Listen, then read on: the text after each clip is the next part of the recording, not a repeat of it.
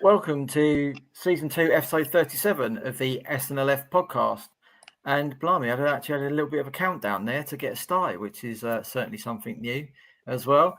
Back for week number 2, sponsored as always by New Style Apparel, the hottest new clothing line for the football casual, coming your way very soon. I've got a full house this evening and a first appearance of the season for the Sussex stat man, Chris Pryor. We'll come to him in just a second. Mike, how are you? Yeah, really good, thank you. Good to be back. Had a great week. Went and saw game at the weekend and that. We'll talk about later. But yeah, good to be back. Loads to say. My burger review man, Mr. Gareth Spinks, in the top corner. How are you? Really good, mate. Really, really good. Oh, my ear looks really big. I'm going to put that behind there. I'm really good, mate. Again, went to football the weekend. Nice little FA Cup game. Spent the day with old Mikey boy. Did a dugout drives, but as I say, we'll go into more of that in a bit. We certainly will as well. And as I mentioned, a first appearance of the season for the Sussex stat man, as he's going to be known now forever, Mr. Chris Pryor. Chris, how are you? Not so bad, sir. How are you? Yeah, very good. Very good, thank you. And great to have you on for your first appearance of the season. Now, as always, we try and line up a special guest, and we've succeeded again this week, so we're 2 from 2. And we thought this quite an apt special guest to have this evening as he starts, I say a new job. He's been in the job since the end of May, but it's his first campaign down in Sussex. So we're delighted to have with us this evening the Eastbourne Borough manager, Matt Gray. Matt, how are you? Yeah, I'm good, thanks. Good evening, lads. You all right? Yep, all good. And thank you very much for coming on. We really appreciate your time this evening. Yeah, no problem. First question, really. Why Eastbourne Borough? Because I know you're not from nowhere around the area. No, I'm originally from Barnet. So a North London boy originally, but when we won promotion at Sutton, I couldn't keep doing the commute with all what I entailed of trying to make Football League club overnight. So I moved down to South London, Epsom actually. So I've liked it and I've stayed down here. So yeah, 18 months out of management and was desperate to get back in. So being South London based, Eastbourne wasn't the worst drive down the M23 and M27, and really exciting project, and really enjoyed my chats with Simon, the owner, and Alan, the chief exec, and yeah, felt it was the right club and the right time to get back in. Nice for someone else to get Barnet into the chat other than me, being a Barnet fan. So that's always good as well. Now, you had quite an early appointment as well. You don't always see clubs managing to get their new managers in that quick as well. Did that help with recruitment and pre-season to hit most of your targets? I'd like to say it was, but it's been quite difficult, to be honest, just through different reasons. And it was good to get in early and know where I was with the squad from last year. There was quite a lot of change, to be honest. A couple, obviously, my decision as always when you go into a new club, but quite a lot of players that had moved on or were ready to move on that I was already aware of when I got the job. So suddenly, once I got that little part of my job out of the way with, I suddenly found myself with 9 players from last year, which is actually, quite small. And it meant I had quite a lot of work to do. I'm looking to run with possibly a squad of 21, 22 now because of in the National South now going into 7 subs. It does just mean, you need that extra bodies on the bench and squad. So filled up with 3 or 4 younger players, just so knowing that we can always have that option of the subs that are going to, allow them to now bring on 5 from your 7 is important, that you have that option on the bench. So it's left me with a really busy summer and planning pre-season as well with the games. Didn't have any games lined up. So, it's been extremely, extremely busy, and no different today. We start on Saturday and I'm still feeling I'm quite a few players short of the final squad. Obviously, we'll be fine for Saturday in our squad, but just still to complete of what I want and what I want us to look at, I still feel I'm probably 4 short. And I'm working extremely hard to try and get those in, hopefully within the first couple of weeks of the season. I know as well, obviously us being down in Sussex, like on the coast and that, we know it's not so easy to get players to, drop down, right almost to the sea as it is. But do you think, obviously being full-time as well, being able to use the loan market, that's going to help to bolster those numbers through the season when you need it? Yeah, I hope so. And we've already got a couple of loans in, of good contacts I've got at clubs at Palace and at Peterborough, so we've already got a couple of loans in. But yeah, it's it's a lovely place, Eastbourne. I stay down once or twice a week myself to break it up, so I'm really enjoying getting to know the area as well. That the players really love it as well. That it's obviously helps with the sun out at the moment, and in the afternoon I know a few of the boys going to the sea, and there's a clubhouse, and the setup's great. The facilities are brilliant. The club, the area, the town. It's a great place, but like you say, it can just be a problem, and I've found that a little bit, especially with the older lads, when they maybe have got families and the kids are settled in school, and maybe even a lad I spoke to who's actually from North London, but his wife's a teacher and a couple of kids under the age of 4, and for him to, it's not commutable, and then for him to give up 2-3 nights away from that young family, it then proves difficult. So it does trim it down a little bit. But like you say, hopefully the pull of the club and the ambition and the area is enough to try and get certainly some good enough quality to make sure we're up there competing this season. Yeah, because obviously you got to follow Adam Murray from last year with a superb season he had, lifting the club out from the relegation bit as well. Unbeaten home record that you'll defend. I think it's a week on Saturday because you're away this Saturday to to Farnborough. Does that help in a way because there's a bit of a base already there, although you only had 9 players from last year as well? Does it kind of give you just that little bit of an oomph, maybe more than some others would have? Yeah, as I say, I didn't come in thinking there would just be 9. I'd have liked there when you see a team just finish third and have the great season that they did, that you just like tweak a few here and there, but it was a lot more than I thought it actually was going to be. So it does certainly feel like a real fresh and new start.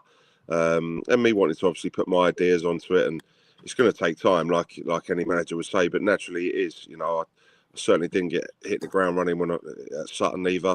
My first few months just took a little while to bed in. Hopefully it's not that long here. I'm looking to try and hit the ground running as quick as we can. Of course, we've got a tough game at Farnborough at the weekend, but then leads into 2 home games. But yeah, I'm just concentrating on every training session and every pre-season game that we've had to get the information into the lads that we've currently got here, as well as trying to get those last few in to make sure that squad's complete, and then we can really just kick on into the competitive games and keep learning, keep building, and hopefully picking results up along the way. Yeah, we hope you do, obviously, from a Sussex point of view. Now, as you mentioned as well, you're a National League winner with Sutton United as well. When you come into a club like Eastbourne and you drop into the National League South, do you keep 1 or 2 eyes on the National League, just in terms of like preparation, in terms of, if we finish top 5 or we go and win the league, that we're almost halfway ready, for when we get there?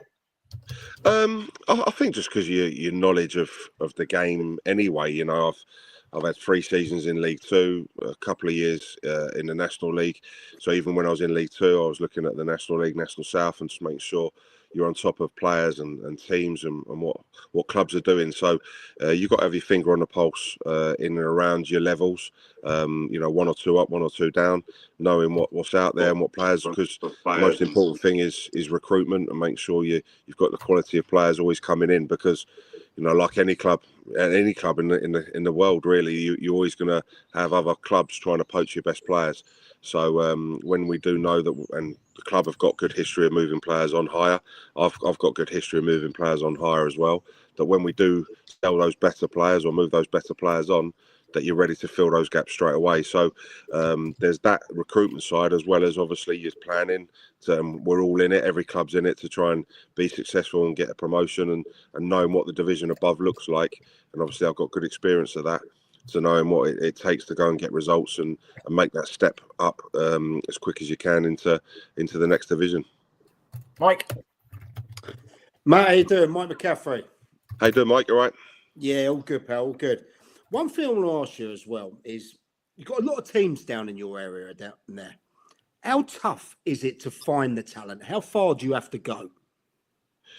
You go as far as you need to, really. It's knowing your principles, what you're looking for, what I believe and how I've managed to get results at these levels.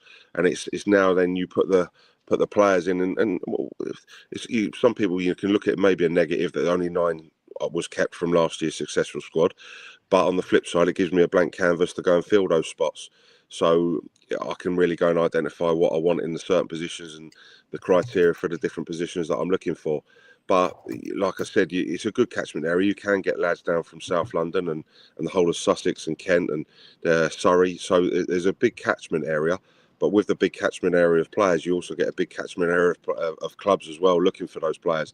So you are competing, and I've certainly been competing with the likes of the London clubs, the Dagenhams and the Ebbsfleets and the Chelmsfords, and they're all in and around London, and probably looking to try and compete for the similar sort of players. So it's just trying to sell them what you're looking for them as individuals, what the club's all about. But yeah, I need to and will really get to know the local area, because I've always said it in being based up at London clubs that Sussex are a real hotbed for young players coming through, and there's so much talent in the area that hopefully we can be right on top of that and getting the best lads to us. And just one more question then, Matt. Can you tell me, for the people that obviously don't know, at your level, what is an average week for Matt looking like at non-league football at Eastbourne Borough? Well, non-league football, going back probably 20 years ago, was very much Tuesday, Thursday nights. I talk going back to Barnet there, Trevor. I remember Barnet. I was there in the first ever Football League game, Barry Fry, 7-4 defeat home to Crewe, and I remember beating Fisher Athletic away in that conference. And Barnet weren't full time then, making that step. A lot of the lads had jobs then at the time, and it was a big decision for players, the top end of non-league, as you call it, to make that decision whether they're going to give their jobs up and make the step into the professional setup, which was the old Division 4 League 2 as it is now. Nowadays, it's filtered in. I think Russell and Diamonds might have been the first, correct me if I'm wrong, professional club in the National League. But now you look at the National League now, there's probably only one or two that are not full-time professional. And now, again, not that I know this for a fact, but what I'm being told is now going into the National South, which even going back 3 years ago, there probably wasn't one full-time professional team. I'm led to believe there's now 10. This was nearly half the division in the second tier of non-league football that is full-time.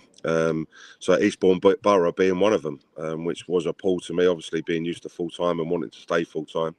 So my week, my training days would be Monday, Tuesday, Thursday, Friday mornings, but obviously a match day Saturday. But Wednesdays and Sundays are still very much work days, especially on the recruitment side at the moment. But when we get into the season, it's watching videos back of your games, but also watching videos of your teams coming up as well. So it is really, really full on, and making sure you're on top of the recruitment as well as your opposition, and improving your team as well. So it's extremely busy weeks, but it's what I love, and it's what I love doing, and what we're in it for. Matt, how long do you train the lads for each day? So they'll be in players report around 9:15, and then they'll start their sort of pre-activation sessions around 10:15. So actual training time probably about 2 hours all in. We're finishing around 12:15, but in and around that, depending on the day. But there'll be video sessions either before training or after, as well as some gym sessions as well. So it can vary day to day on finish times, but it's pretty full on for the lads in terms of actual training, video sessions, and gym. Well, I wish you the best of luck for the season, pal. Thank you ever Brilliant. so much. No, superb. Thanks very much. Gareth? Hi, Matt. How you doing? Yeah, good. Thanks, Gareth. You all right? Good. Yeah, good. Thank you. I just want to. I probably know Eastbourne Borough better than most of the guys on it. I used to have a little business working with them. What did Simon and Alan sort of say to you to really like prick your ears up, if you like, sort of think, Eastbourne Borough is my job, especially travelling down from Epsom? I appreciate it. It's not massive distance, but it's still sort of hour and 20 a day. You know. Exactly. Yeah. It's just I feel. You know, the vision of the club. Of course, they're ambitious. There's huge potential at the club, both to improve facilities, stands, the area, as you'll know, the size of the ground. So there's huge potential within the club and the ambition of the owner. But I feel the most important thing for any successful football club is the relationship between the manager and the owner, stroke board, or however the setup of the club is. Because if that breaks down or that's not on the same page, then there's going to be trouble. And that's certainly why I was successful in my first 4 seasons at Sutton with my chairman Bruce Elliott and vice chairman Adrian Barry. My day-to-day working relationship with them was just phenomenal, and that is what was the foundations for the club to be successful. And I just instantly, I've come across Alan before and had a couple of conversations with him on the phone, but really liked what he had to say, as well as going to meet Simon and just getting a real good feel for the person. Of course, there's a vision and there's a plan at every football club, which can be sold to whoever. But I really like their plan, ambition, their story, and then them as people as well, which was hugely important. Yeah, both really nice guys as well. I will add that in there. You kind of answered my next question, but how do you handle someone like Simon, who is a really nice guy, but has so much ambition for Eastbourne Borough, and how do you sort of set the expectation of what you're going to achieve? He's going to want everything, and you sort of sometimes need to go, yeah, we're going to do that, but this might happen. Do you know? Because trust me, I tried to say sort of, that ain't going to happen to him once, and he went, it is going to happen, and it did happen. I'm not going to lie to you, but I really like him for that reason. Like, he's so black and white. There's no sort of grey area, if you pardon the pun, your name being grey, but there's no sort of grey area in between, right? He's very black and white, and this is what he wants, and I really like that about him. Yeah, no, and this is what I want as well. So we're on the same page. I want to get. I've been fortunate enough in my first job as a manager to win a promotion, and it's the best feeling in football, isn't it? So you want to go and achieve it again. So when you've got an owner with that ambition, matching yours, then but also what I liked is his realism, and I'm very realistic as well. It's a tough division, and any division's tough, but let alone, I think this is the toughest National South that there's ever going to be, or ever has been, coming up, with the money and the size of clubs and the amount of professional clubs in there. It's extremely, extremely tough, and we know it's going to be really tough. But one thing, we've got clarity of what we want, but how we're going to get there as well, and a smile on your face, enjoy what we do. We've all got the same goals, and we'll putting in the maximum effort to try and achieve that. But we know football can throw different ups and downs along the way, as we all know, with injuries and bits of luck and whatever you need to go and win a title. I think he's very clear on that, but he also knows that is my goal. That's why I'm here. That's why he's here. But we certainly won't happen overnight, and I'm building. I still feel, I haven't completed the house yet. I'm still working really hard to get to where I want to be, and we're not going to be a finished article overnight. And he knows that, and I know that. But as long as we're working together and extremely hard day in, day out to get to where we want to be, then I know there's not going to be any problems. Absolutely. Obviously, the National League South last season was all over social media of how exciting it was towards the end of the season. Any number of 6 teams could have won it on the last day of the season. So the spotlight is going to be on the National League South again this season. Just one more, move away from Eastbourne Borough. Who or what has been the biggest influence on your coaching philosophy? Oh, it's a good question. It'd probably be hard for me to actually go one person indirectly, because unfortunately I retired young. I had 6 operations in 6 years.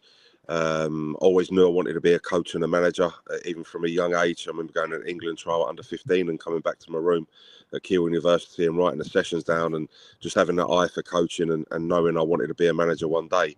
But retiring at 25 is obviously really hard in terms of being a player. But then I worked under different managers, Ian Baird and Andy Scott, Dermot Drummy, and Paul Doswell.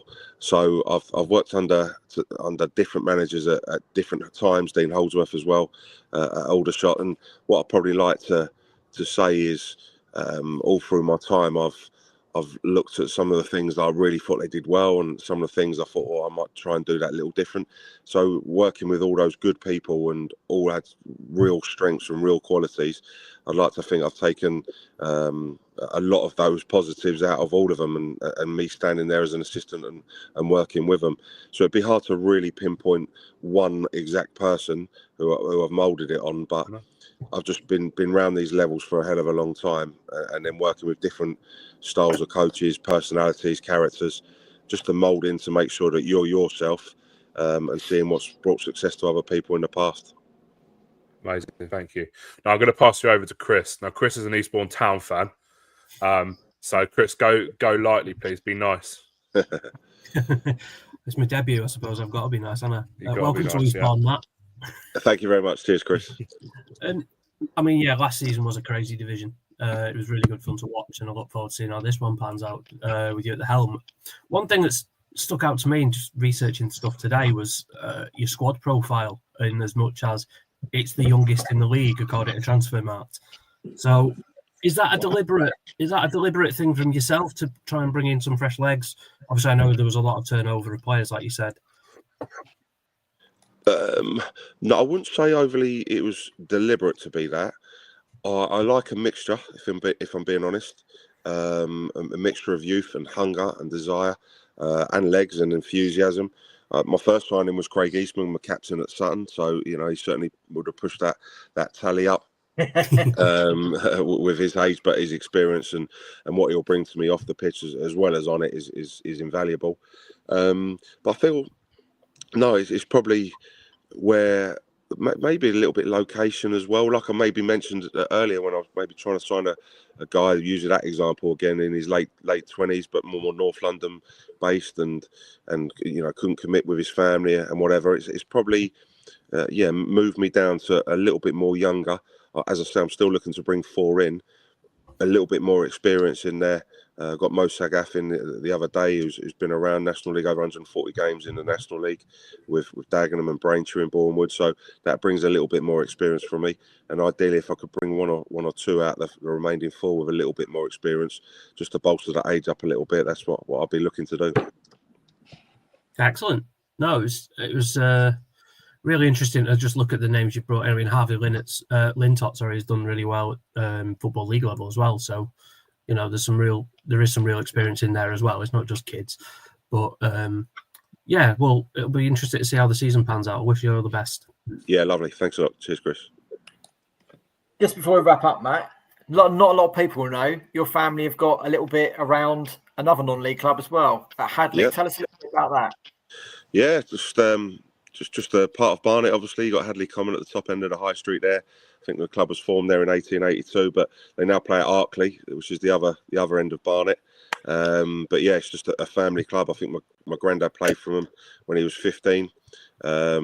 His brothers, my granddad was player, manager, chairman. I grew up in nappies watching Hadley play. My dad followed exactly the same path as my granddad. He was obviously player, manager, chairman.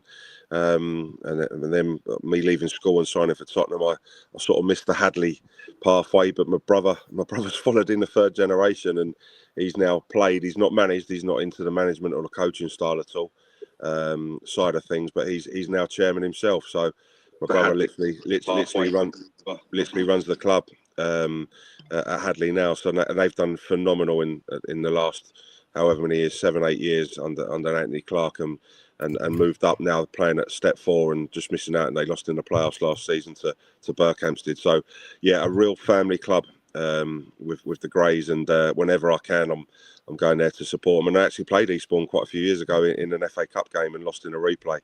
So no, I'll try and get back to Hadley whenever I can. Who knows? You could even meet in the FA Cup this year. It's always I'm not sure. I'm not sure I'd like that. or the FA Trophy. Yeah, or the FA Trophy. Yeah, absolutely. Yeah. Well, listen, Matt, thank you very much for joining us this evening. Best of luck on Saturday away at Farnborough and for the rest of the season. And no doubt one or two of us will probably be down to have a watch later in the year. Yeah, brilliant. Thanks a lot, guys. Speak to you soon. Cheers, Matt. Matt, one more thing quickly before you go. Can you get Eastbourne Borough's social media team to give us a follow, please? Sorry, can I get what? Sorry? Can you get the social media team to give us a follow? We've been trying for a year and no one's followed us. Simon Leslie follows us. All right, but not the social media team don't. No. I'll be on that in the morning. Yeah. Cheers, Matt. No worries, guys. Okay, thanks a lot. Cheers. Cut up. Bye-bye. Mate. There we go. Matt Gray, Eastbourne Borough manager. I think he's got his work cut out for him this season in terms of what the National League is going to be. But we'll come to that a little bit when we get down into the fixtures, which we might as well crack on with the FA Cup and their results from the weekend. So we'll start with the extra preliminary round results and finished Seaford Town 1, Sutton Athletic 0, Guernsey 1, Bedford Sports 1, Eastbourne Town 2, Ashford Town 2, Sussex 1, Rains Lane 0, Packham 2, Horsham YM 3, Three Bridges 5, Shoreham 2, Peacehaven and Telscombe 2, Harefield United 2, AFC Vardinians 1, Tooting and Mitcham United 2, South Park 2, New Haven 1, Badshot Lee 3, Stenning 6, Wick 2, VCD Athletic 3, Broadbridge Heath 1, Cobham 3, Roffey 0, Croydon Athletic 3, East Grinstead Town 1, Eastbourne United 4, Haywards Heath Town 0, Ashford United 1, Rains Park Vale 2, Forest Row 1, Lingfield 2, Whitstable Town 7, Punjab United 2, Crowborough Athletic 2, Hythe Town 2, Littlehampton Town 5, Bexhill United 3, Shearwater 1, Midhurst and Eastbourne 0, Knaphill 1, and Lancing 1, Crawley Down Gatwick 0. And then in the replays on Tuesday evening finished Ashford Town 3, Eastbourne Town 2, Harefield United 3, Peacehaven and Telscombe 2. There's a bit of a theme here. Crowborough Athletic 3, Punjab United 2. There's one game taking place this evening. Little Common are away at Southall. Bedford Sports and Guernsey was postponed 2 days ago, and since Guernsey have been removed for fielding an ineligible player. Mike, you and Gaz were at Seaford on Saturday afternoon to watch a little bit of history being made. Yeah, we did. What was it, 114, 119 years since? 114 years, 104 campaigns, as TNT Sports like to be a little bit different. Yeah, since they were last in the FA Cup. Look, Wisey's men went there. I tell you what, that crouch was packed out. Would they have 554 people over there in that? And look, credit where credit's due. Seaford absolutely matched them all the way, physically, technically. They stayed in the game as long as it could be. And then that boy, that little magician, that Capone, he ran through. What was it, about the 90th minute, Gaz? Wasn't it? I think it was actually about the 86th. I think there was hardly anything left. I had a skinful by then, to be fair. And he's run through, and he's absolutely been clattered, sent into a different postcode by the cart horse of the centre half. He's gone, red card, bang, he's off. And he's just stepped up, took the penalty coolly. Scenes at Seaford, I mean, made up for Wisey, Darts, Hooley, Sarah, all a lot there, Carol, everyone. What a great moment for the club, you know. Literally, it was like that they've been on the highs from last season of literally, you know, going up, getting promotion, then coming down a bit by losing that cup final, going through that 24-hour Movember hike, getting everyone together. First game, I don't get how you can have the first game as the FA Cup game. Surely they should allow a league game or something, but I understand. But I'm made up for the boys. I'm made up for Wisey and everyone. Who they got in the next round? Whiteleaf, wasn't it? Whiteleaf. Yes, Whiteleaf at home. Yeah. Oh, they got FA Vars runners up. Yeah, runners up. Vars, not Vase. Yeah, well, look, we ain't going to go down that road, are we? We're not going there again, are we? As the only northerner here, I really hope we don't. If you get it right first time, then we don't need to keep going down the road.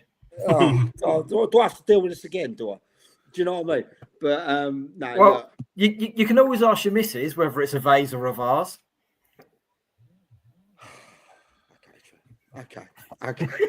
Right, listen. No, look, I'm made up for the club. They took some mega money behind the bar as well. I tell you what, that bar with the old, I think they have the Long Man down there, the old Long Man beers and lagers. Yeah, and they do, yeah. It was coming out of the clubhouse. It was rocking. But yeah, and I'll tell you what, Seaford were missing a couple of players as well. So yeah, look, great day. Great day. Good luck to him in the next round. Great club. Love them. Yeah. Everything Mike's just said. He spoke for me then, didn't he? No, honestly, it was really good. If you want to check it out, go to our TikTok page, snlf.co.uk, and there's a little 2.5 minute. 2.5 minutes doesn't really do it justice. 2.5 minutes sort of highlight package. What I did try and put across in that is there was a lot of attacking from Sutton on Saturday, and I tried putting across how well Seaford defended.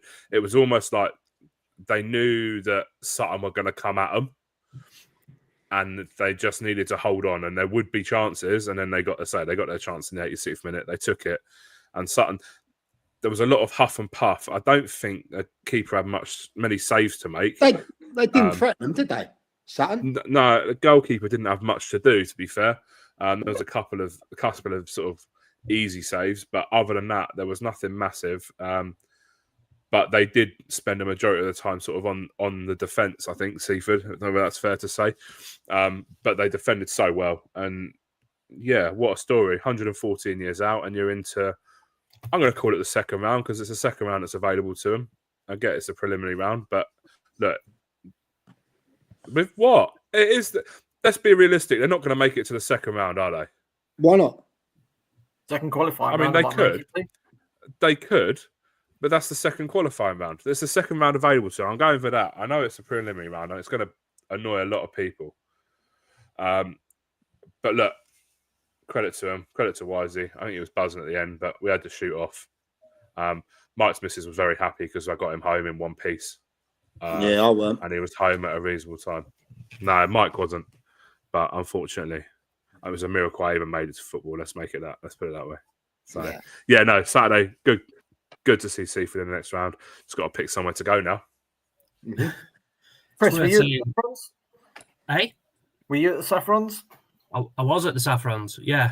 I mean, it's weird. The replay last night was basically a carbon copy of what happened on Saturday from what I can glean.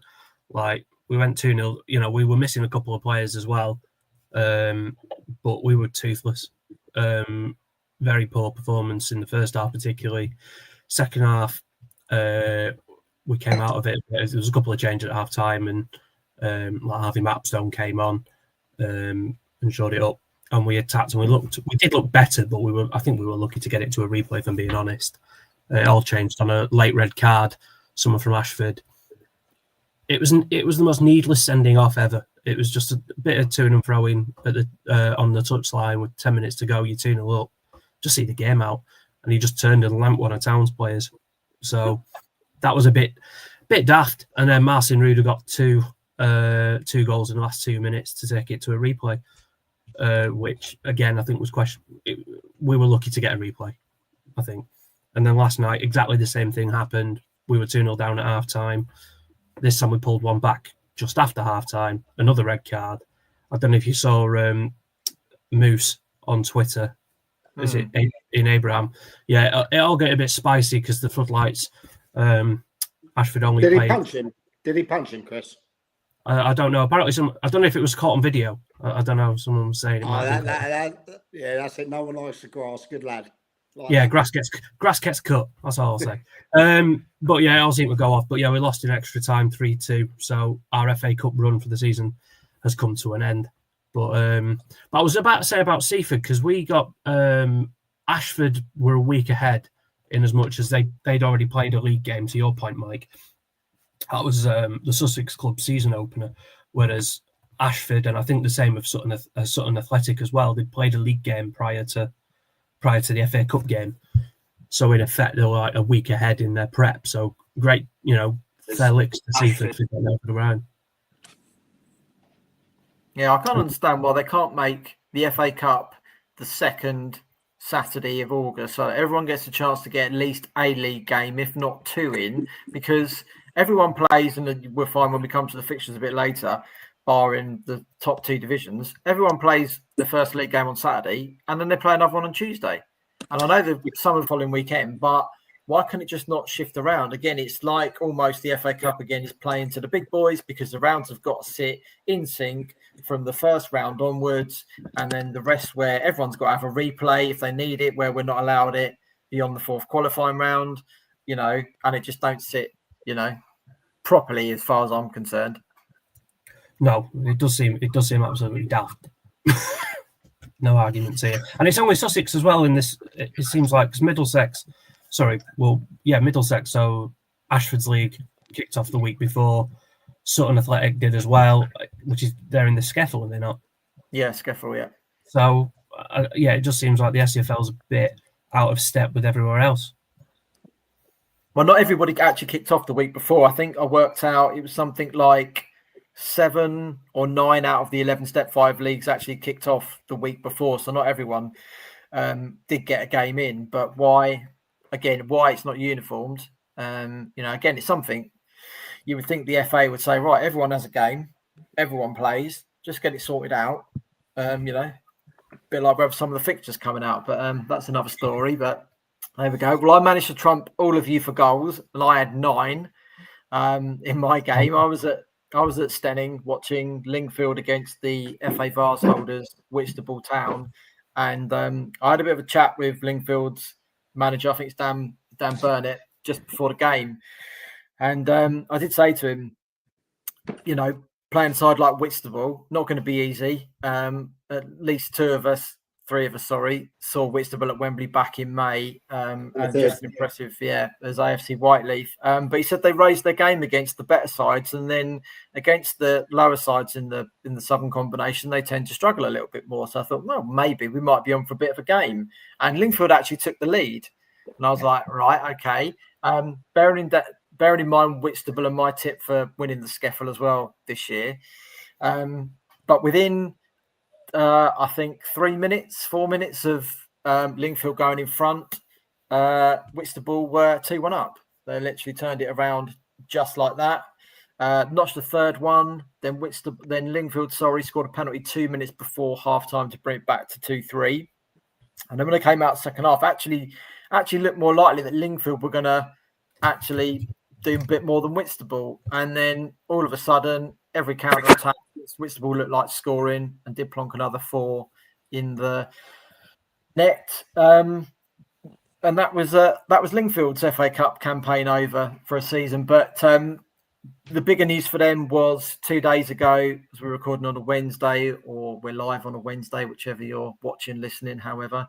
The Diggers actually turned up to start the drainage at their Godstone Road ground, which they've been away from almost for 2 years. So they're temporarily at Stenning Town, which isn't the closest to be using, but it's where you can get a tenancy and a vacancy. They're only hoping to be there for about 8 weeks, and then hopefully the work will be done, providing the grass obviously takes on top of the trenches that they've got to dig and everything. They should be back by mid-October, which will be good for them if they did, because the attendance wasn't huge. There was a few from Whitstable travelled up from Kent, but it's not the easiest journey to get across from Lingfield over to Stenning. So, but there we go. Not everyone can win each week in the FA Cup or get through to the final. So better luck next year.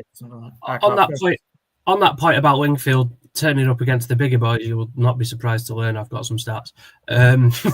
They did do. I mean, they were all right. I mean, went through that period. What? Of course, he has got the stats. Still got the stat pack, mate. That's what I'm reading off. They had that run when I think it was when they first turned up at Whiteleaf and they started playing games on Friday nights on the 3G. And that's it. It is a bit different at Step 5. There aren't that many teams that have that sort of pitch. And I think that might have played a fact, but they did. They beat Hayward Heath. They beat Petersfield at home. They got some really good results in that time. But that is it. Sorry, I kind of meandered into a wall there.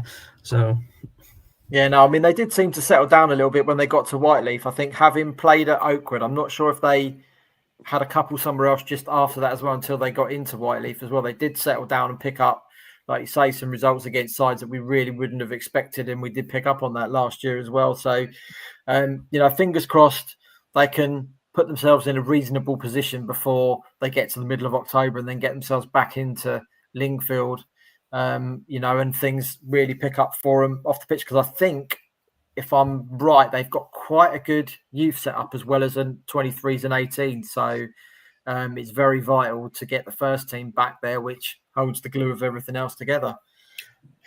Right, Gareth, the first burger review of the season. Now, I believe Mr. Pryor's going to be keeping a spreadsheet. Is he? Which you delegated to. Well, you delegated it to him, I think, at the back end of last season. So I don't think he's got much of a prayer. Yeah. I haven't prepared a spreadsheet yet, but what I am going to do is hope. Well, you delegated that to me. Okay, well that's good. No, that's good. That's good that I did that. That's good management, that isn't it? Yeah. So Seaford Town. I'm not going to count the first two. I have spoken to Wisey as well. We got entry level bun is a word that I sort of throw around quite a lot. But it was more of a premium entry level bun. I described it to Wisey as going to getting premium economy. Now listen, you can get a seeded bun and it'd be crap, right? But this seeded bun wasn't crap. And we had this conversation, mate. And you had that much to drink, or? I really like their burger. It was nice, yeah. Oh, okay. But it's not a 10 out of 10. There was no bacon. No brioche bun. Mr. Pryor's noting that. He's going to have a little comment section, isn't he, on the spreadsheet? Yeah. And it's the start of the season, isn't it? So I'm going to give it 6.5. I've got to set a benchmark. I reckon that's pretty harsh, buddy. Yeah. Well, last year I got accused of being too lenient. So where are we going with this? I'm going 6.5 purely because it was nice. I enjoyed it. It filled a hole. It was above average. Average is 5. I'd have given the one I had at Lancing probably a 4, if I'm being honest. So it was better than the one I had at Lancing. It was better than the one I had at Sussex when Pat Harding told me, "You're not going to do a burger review, are you? Our burgers are shit." Sorry for the swearing. So I think 6.5 is fair. Why is he happy? Because he's top of the table. At least for a week, yeah. Oh, no, 2 weeks, because you're not a game this weekend, are you? So well, I know. I could give. Now, I'll tell you what. Next week, I'll give you a review on the burger I have at Old Trafford this weekend. I'd rather not. I'm really not interested. I'm telling you, it's going to be crap. That's if you survive. Afterwards. That's if I survive. Yeah.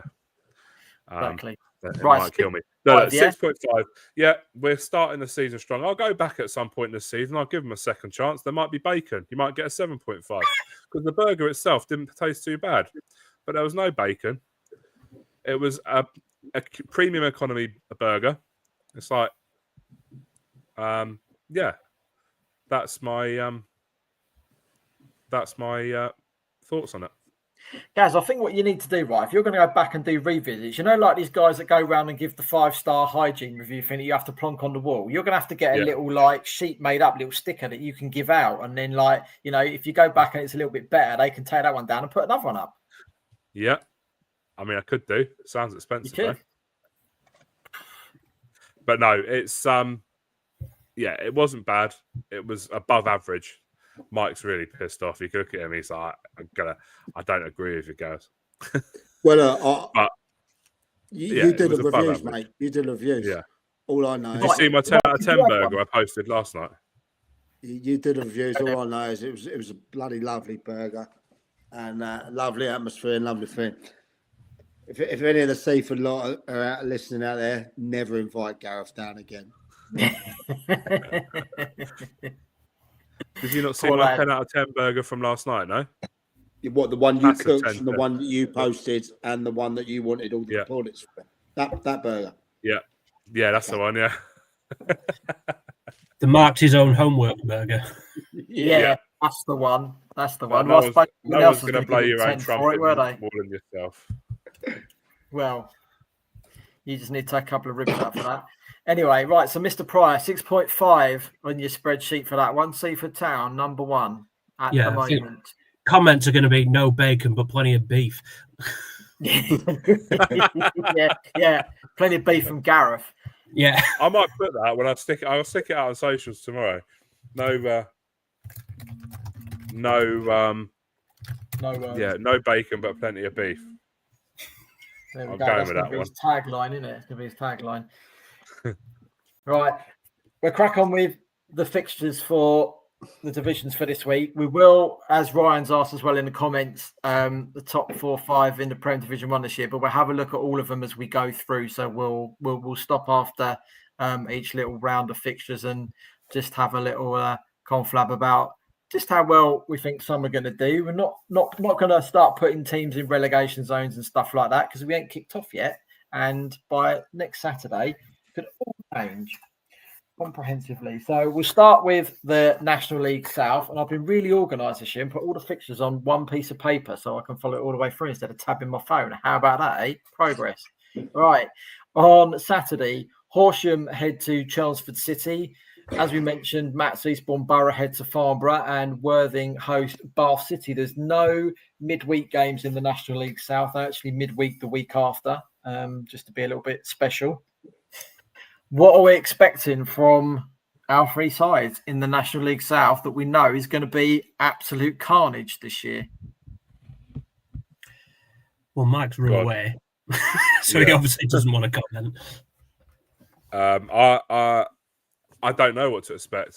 I thought Eastbourne Borough would do well, and then obviously Matt sort of said they only had 9 players left from last year, so that's a totally new squad. Worthing have lost arguably one of their better players from last season, and Danny Cashman going to Crawley. Have kept a majority of the players from last year, but I don't know how they're going to do. And Horsham, who knows? They're brand new to the league. Have made some decent signings though. When you look at how strong Billericay were last year and the amount of goals that Horsham put past Billericay at the weekend, I think they might surprise a few people. Trev, you look really confused when I mentioned Billericay then. But well, yeah, I did, because I'm like thinking you're talking about the Isthmian Premier. We're in the National League South now. Yeah, but there was a so last year. We're looking ahead. Yeah, but there was an Isthmian. There was a Charity Isthmian Shield game. At the weekend. I don't know how strong the Billericay side was. They put out. No, neither do I. But ultimately, it was it 6-0, 7-0? 6 in the end, yeah. 6. I mean, that's ridiculous at any level, really. The bookies. I was going to say, I'm just looking at the outrights for the National League South now, and the bookies don't seem overly concerned about Horsham's prospects. They're like middle of the road, so in line with like Bath and Hamrich and teams like that. They don't seem to think they're going to be in relegation trouble. So it's, I mean, that's a tick in the box straight away. I know it's a bit random at this time of year. Your turn. How do you think the 3 teams in the National League South, Worthing, Eastbourne Borough, and Horsham, are going to get on? I think Horsham will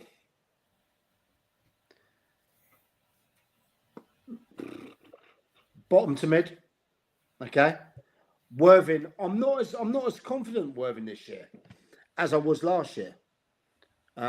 Which pisses me off a bit because it's where I live in there. So look, they'll be in the playoffs. I think Borough will be in the playoffs obviously as well. I wanted them to go up last year. Were they ready? Probably not. But will they go? Have they strengthened this year, Worthing? Or have they not strengthened? As in the players they've lost. Personally, I'd say the squad looks more balanced. What? And we don't think losing players like Cashman and that is going to have a major impact? Cashman shined for half a season, disappeared for the second half. I know there were off-the-field issues that he had, but there wasn't a lot from him in that second half. He was on fire for the first half. Spong went off the boil as well. I think there was a little too much reliance on both because you've got 2 strikers that were okay-ish. They didn't set the world alight. One's obviously gone this summer. The other one is still there. But I think in terms of what I've seen them bring in this summer, it's more balanced across the whole squad. Cashman was one of the best 3 players in that league by far. I think, absolutely, for half a season. Yeah, and losing him's a big loss. Big loss. We know about the off the field things and that. We understand that. Look, I think it'd be playoffs for them again. I really do. I think their chance to go up was last year, and it really, really disappoints me. Eastbourne Borough will be there as well, but Horsham, they won't struggle. They won't struggle like people think. People automatically put Horsham down, trying to say, "Oh, they're going to go directly down straight away." They won't. I guarantee. I'll have any money with anyone. They won't go down. Absolutely, I'm well confident of that. I think for me, silence. Worthing, I was worried about Worthing, and then they pulled the Brad Donohan signing out of nowhere, and I think he will be key to them this year. I think he's probably going to be maybe not as many, but he's certainly going to have the Ollie Pearce effect of a couple of seasons ago with the goals. I think he'll certainly chip in with goals this season, and they'll need that. They didn't really have anyone particularly like that last season. I know Malfar was there, but no one really stood out, whereas I think Brad has that potential, although only young, to really stand out. That year that he's had at West Ham will do him wonders. Yeah, look, I can't argue against that, mate. He came in first game for Worthing, and he scored a hat-trick against his old club. Like, you can't argue. You can't ask for much more. But yeah, I think Mike's probably right. I think Worthing and Eastbourne will be up there. I think Horsham, mid-table, consolidate, go again next year. Yeah, Horsham will stay up 100%. That's my opinion. I think Horsham finished 5th from bottom. They'd be happy with that. Yeah, stay in that division this year. To be honest, I've seen a lot of different predictions for the National League South as well. You'd hope Worthing and Eastbourne are going to be up there. I reckon there's 14 clubs out of that 24 in that division that will think they can either win the title or finish in the top 7. 14 easily. Wow. You've got 10 full-time clubs, plus you've got 4 hybrid types like Hemel, like Hornchurch, that have recruited really well early this summer as well, with players that shouldn't be playing at that level. Should a lot of them be playing one higher? So you add those into the mix as well. You've got a lot of clubs that are going to be disappointed coming in. Again, it makes for a great league, doesn't it? Like last year. Absolutely, yeah. It's carnage. I mean, I was doing a piece this evening. When you look at that against the National League North, I wouldn't say there's anywhere close to what we're going to see in the South this year. It's going to be, and to be honest, when we come to the Isthmian Prem in a minute, I think that's going to be just as crazy as the National League South was last year, because there's A, big clubs in there, B, there's ambitious clubs in there, and B, there's clubs in there from last year that want to get out as well. So that's going to be just as interesting. So, yeah, National League South is going to be one of those leagues again this year. Good. Right, let's get on to the Isthmian Prem. I've slightly changed and tweaked things on the website a little bit so that the Sussex club's fixtures are at the top and everyone else's fixtures are underneath in the Isthmian Prem and in the Southeast as well. Just so it makes it a bit easier for me to find them rather than try and hunt for them all the way through. But you still get the same set of results in there as well. In the South Central, I've just put Bognor and Littlehampton's fixtures in there because I can't imagine anyone's actually really too bothered about Met Police, although I am, or Kingstonian, Hayes and Yedding, or anyone else like that. So, right, on to the Isthmian Premier Division then. On Saturday, Chichester City host Folkestone Invicta. Lewis are at home to Hashtag. Burgess Hill Town travel to Potters Bar Town, and Ramsgate host Whitehawk. On Monday evening, Lewis travel to Carshalton. Cray Valley Paper Mill host Burgess Hill Town, and it's Whitehawk against Chichester. How do we think our sides are going to do in that one? Who's going? Go on, Chris. Anyone. Talk to me. People. This is probably the league I know the least about of all of them.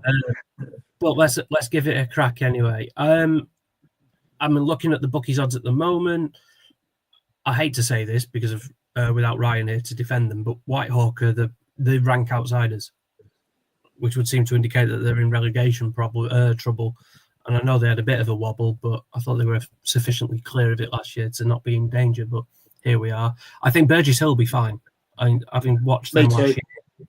Yeah, having watched them last year, I know they lost Slav Hook and a couple of others, but I do think they'll be absolutely fine. I do. I'll say, I don't know, how many is it? 22? I don't know, 16th, 17th, something like that for Burgess Hill. I think they'll be clear of it. And yeah, Lewis are the interesting one for me. I'd be really interested to see which way they go because they've got a new manager, have they not? Yeah. So got a few money problems, haven't they?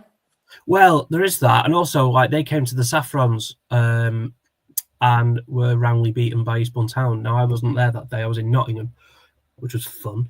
But yeah, it sounded like Town absolutely dominated. I don't know what sort of team they played, but yeah, that doesn't augur well for a season at Isthmian Prem, I would argue. Next, who's going next? Well, I'll go in. I'll go in. So I reckon Lewis will struggle. Go on then. I reckon Lewis will struggle. I reckon they'll be mid to bottom half, and that. I reckon I'm being nice to them there, from what I've heard. I don't care, to be fair. Whitehawk, hey, come on. Where's Ryan? Where's Ryan with that inside knowledge in there? But I think 12th, 13th, maybe. I'm giving them a chance. I think, you know, someone went in there, he picked up a load of shit, didn't he, last time? And he got him out of it, and it worked. He puts there, he's got some fans there. I know Ryan behind the scenes is doing great stuff, especially with their youth, and they're trying to build something through the club.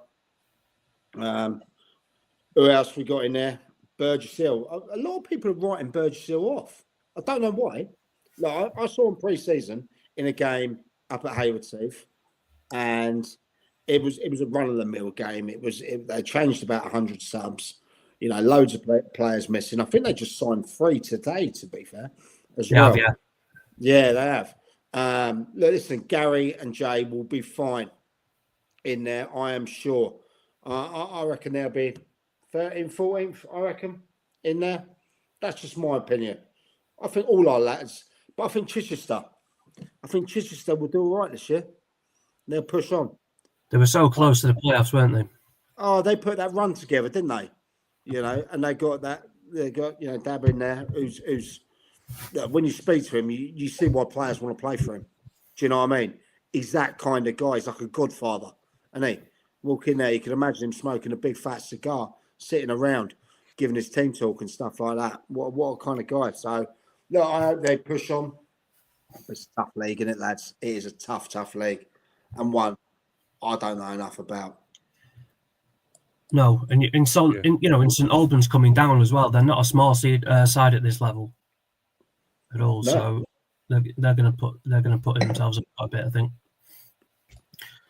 Yeah, I think they'll all stay up. I think Chai will be pushing in around the playoffs again. Yeah.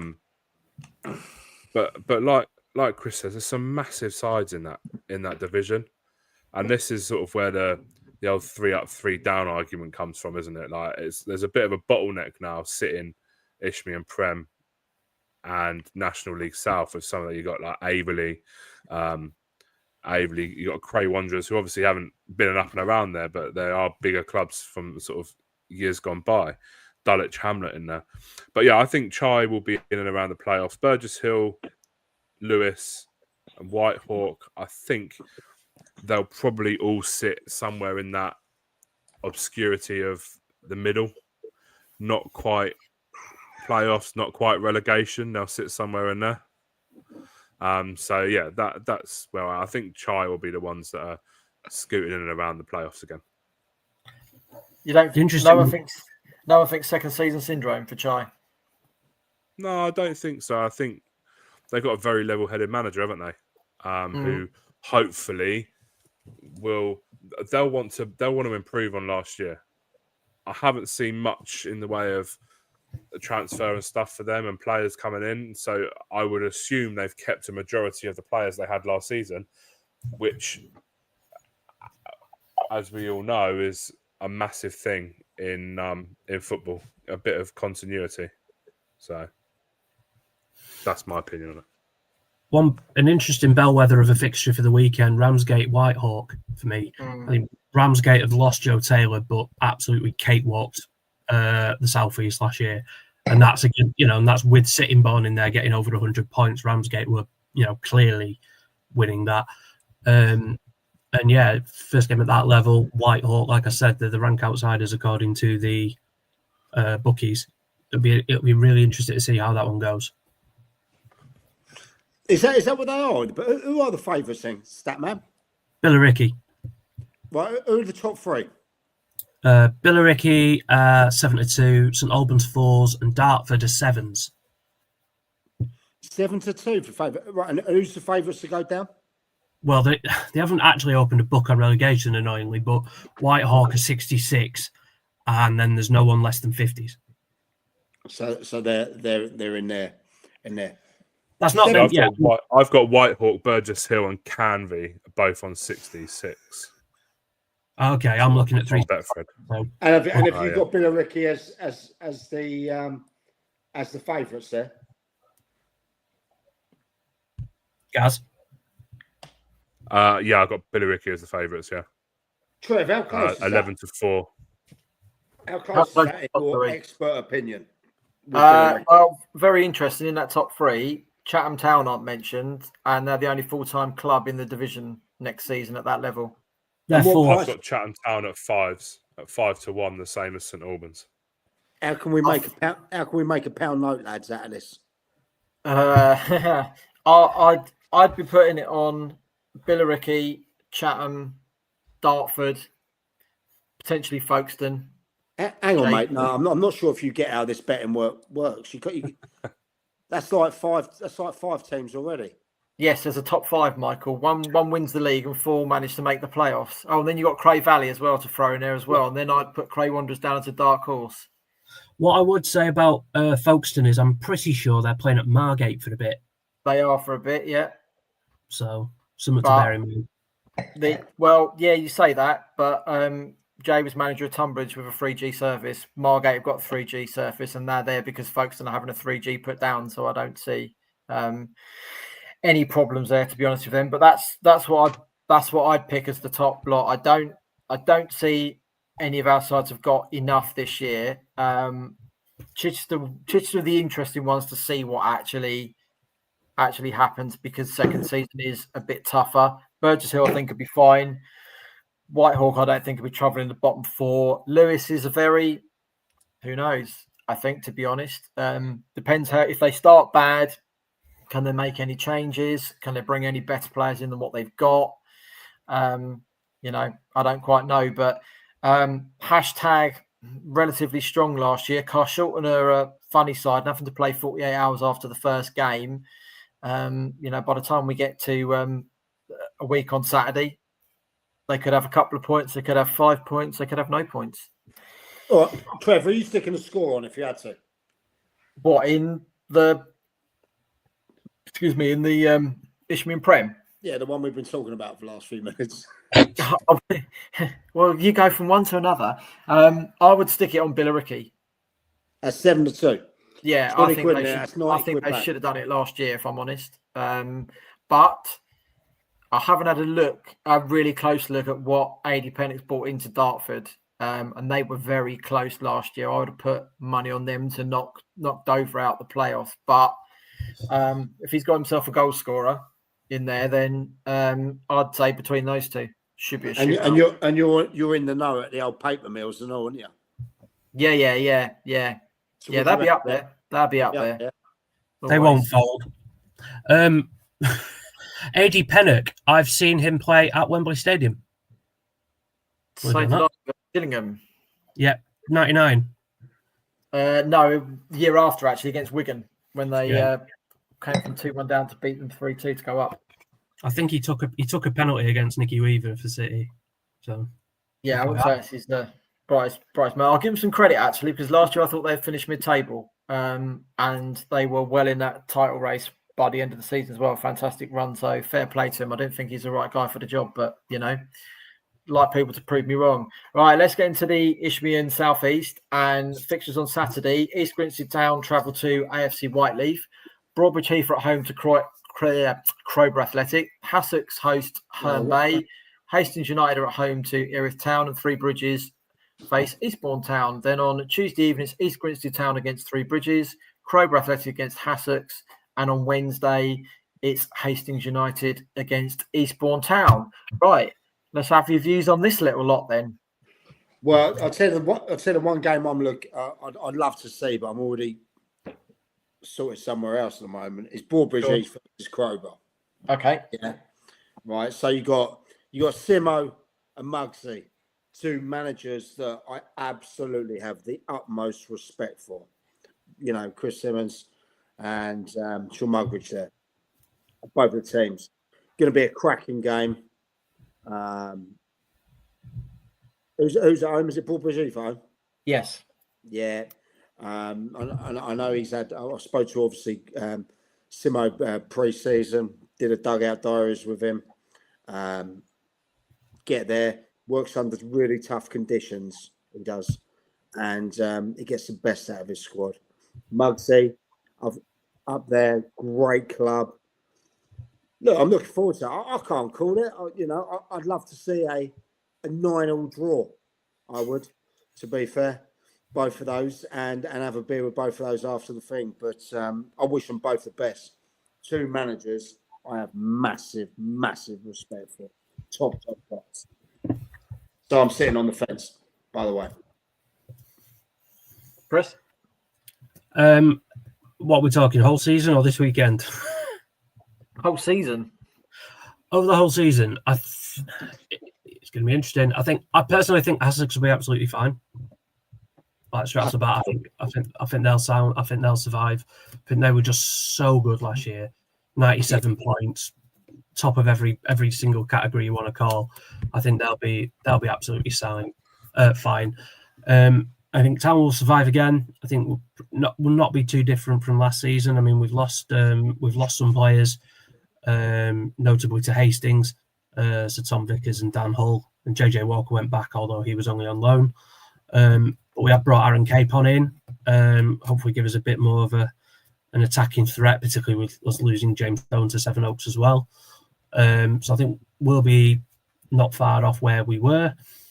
Yeah, Broadbridge Heath versus Crowborough, I think, will be a decent bellwether as well. Like I said about the Ramsgate Whitehawk match, I think that'll be really good to see where both of those teams are at. Crowborough obviously won again last night in the FA Cup, so good for them. Three Bridges finished the season like a train last year once they got back to Jubilee Field. That's where Town are going on Saturday. I'd be lying if I said I was confident. Sorry, lads. But they are just so good, particularly at home.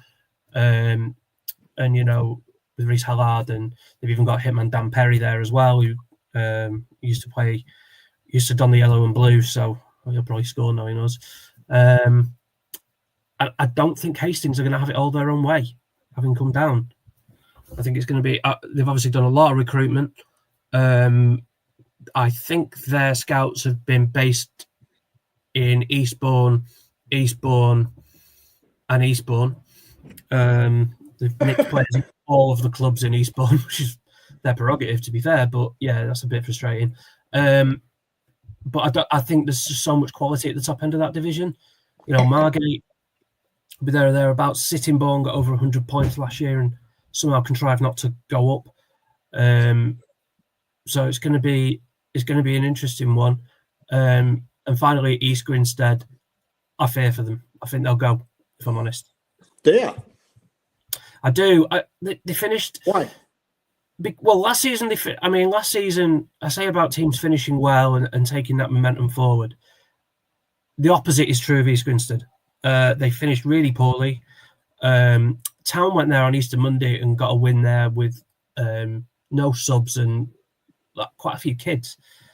And that's not, we weren't exactly at the top end of that division.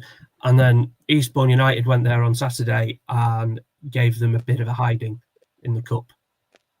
So, which doesn't augur well for a season when you're getting beat 4-1 at home by a team in the division below you. So yeah, I do fear for them a bit. And also like that pitch, because it gets so wet, and you could end up in a position where you've got a bit of a fixture backlog, like what we saw with Uckfield last year. I think if you're then trying to get points together, that can be a bit more of that can be as much of a hindrance as it could be a help when you're going well. Yes. I don't even know what the question was. I'm assuming it's about Southeast. Yeah, sorry, someone's setting off fireworks. It's not even completely dark yet. Someone's setting off fireworks and my cat's freaking out. Yeah, I kind of agree with Chris a little bit about the East Grinstead side of it. I've seen a few people put in and around sort of the relegation battle this on social media. Again, it's another strong league, though, isn't it? You've got Croydon, and you've got Whiteleaf in there. Who obviously were the Vars runners up, so they have only just gone up to that level, but they're going to be a strong side. Broadbridge Heath, again, really like Simmer. I think we spoke about him last week. I think me and Mike spoke about him, I think, on Saturday on our dugout drives. Really nice guy. I think they'll be mid-table. I think a lot of our teams are going to sit between that sort of in that area between sort of the playoffs and the relegation. The only one I would say is potentially East Grinstead, but I don't want to be singling them out and get some backlash. That's all right. Chris has already done it. Oh, yeah. That's good. That's good. You can't say Chris Pryor for the abuse. Yeah, I think Hastings will be an interesting one. They seem to have brought players in over the summer, and I think we said, didn't we? They probably Hastings and Bognor need to almost go down, regroup, and then really start challenging again. And I think we might see that happening. So yeah, I haven't really given you an answer there, but I think everyone will be all right. I've seen Sussex play this season, pre-season. I thought they looked all right. Yeah. I don't 100%. worry about anyone really. I think they're all right. Three Bridges. I'm intrigued to see what Three Bridges do this season. After obviously last season they didn't.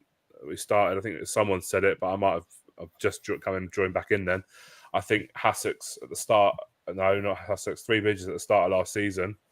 Obviously playing away were struggled, and then they got back home, and I think they want to keep some of that momentum going, ready to really kick on this season, hitting and around the playoffs again. Right, David Altendorf asked top five, so I'm going to go quick fire to each of you. Mike? Top five in where? Isthmian South East. Doesn't have to be in any particular order, I wouldn't say, but... You have a laugh asking me, ain't you, mate? Well, no, David Altendorf's asked top five, so you're going to give us your top five. There you go. I'm going to give you... Are you going or am I going to go? Yeah, I'm going to go. I'm just going to pull these out. This will show my absolute lack of knowledge. Cheers, Dave. Cheers, pal. Margate, Jersey Bulls, Sittingbourne. I'm just throwing them out there, mate. Whiteleaf, Ashford. Okay. Gaz?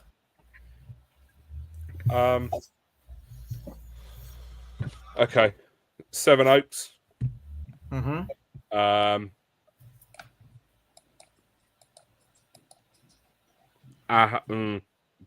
Croydon, AFC Croydon. Mm. I think they might have a good season. Jersey Bulls, Margate, Three Bridges. Chris? I'm amazed this name hasn't come up yet. Sittingbourne. Yeah, Mike said Sittingbourne. Oh, did he? And I know nothing. Fill me with confidence, why don't you? Sittingbourne, Margate, Jersey, Merstham, and for the sake of Sussex, Hastings, but yeah, not with massive confidence. Okay, fair enough. Right. Trev? Huh? Yours, please. Sittingbourne, Margate, Three Bridges. What's that? 3, Whiteleaf, and I'll take Seven Oaks as well. Okay, fair one. Fair one. There we go. There's your 5, and Sittingbourne will be winners as well. Right, on to the Isthmian South Central. New division for us this year with Littlehampton Town and Bognor Regis competing in that one. Fixtures on the opening weekend. On Saturday, Bognor head to AFC Porchester. They've got quite a few away games this month because obviously the new service that's going down at Nywood Lane. So they'll be sharing at Chichester. Littlehampton are at home to Ascot United on Sunday. So bonus football for you all around. And next Wednesday, the pair clash at the sports field on Wednesday evening. I imagine potentially you three know even little about this league than you do some of any of the others, but feel free to crack on and have a go, especially you, Mike.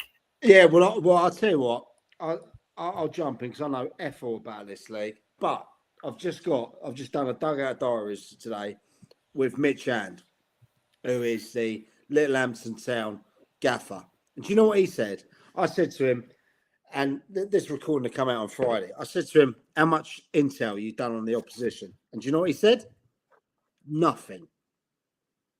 And I went, interesting. And he went, yeah, we're just going in to win. We're just going to win every game. Teams don't know us. We don't know them.